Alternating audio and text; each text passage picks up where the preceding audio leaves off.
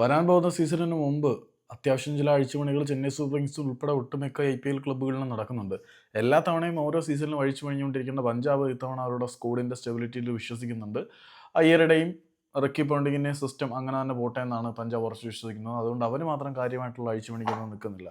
അതേസമയം കഴിഞ്ഞ സീസണിൽ അത്ര മികച്ചതല്ലാത്ത പ്രകടനം കാഴ്ചവെച്ച ചെന്നൈ സൂപ്പർ കിങ്സ് മിനി ഓപ്ഷന് മുന്നോടിയായിട്ട് അവസാന റീടെൻഷൻ ഡേറ്റ് തീരുന്നതിന് മുമ്പ് 3 വിദേശ താരങ്ങളെ റിലീസ് ചെയ്യാനാണ് തീരുമാനിച്ചിരിക്കുന്നത്. 2 പേരെ അവർ തീരുമാനിച്ചിട്ടുണ്ട്. ഇനി ഒരാളെ കൂടി അവർ റിലീസ് ചെയ്യാൻ തീരുമാനിച്ചിട്ടുണ്ട്.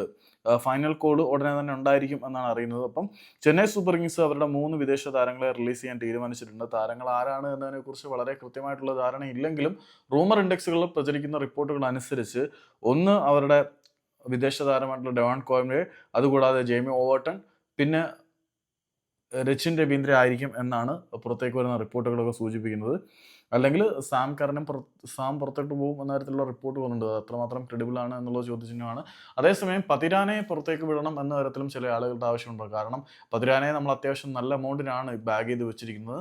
പതിരാനെ റിലീസ് ചെയ്ത ശേഷം ഒരു 5-6 കോടിക്ക് ഓപ്ഷനിൽ പതിരാനെ വിളിച്ചെടുക്കുന്നത് ഒരു നല്ല നയമായിരിക്കും എന്ന് വിശ്വസിക്കുന്ന ആളുകളും ചെന്നൈയുടെ നിരയിലുണ്ട്. സോ ചെന്നൈ സൂപ്പർ കിങ്സിൽ നിന്നും നമുക്ക് ചില അത്ഭുതങ്ങൾ പ്രചരിക്കാം. കണക്കുകൂട്ടലുകൾ അവർ അണിയറയിൽ തുടങ്ങിക്കഴിഞ്ഞു.